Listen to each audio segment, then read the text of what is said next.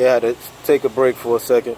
But again, this is a finished product on a headlight restoration. That's just one side of this 745. Let me show you what the other side looks like. You see that difference? Even though he got condensation in the inside. But you see that difference? I'm gonna go back one more time for you. Alright.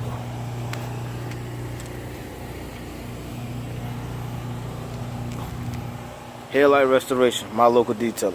Come in, check me out.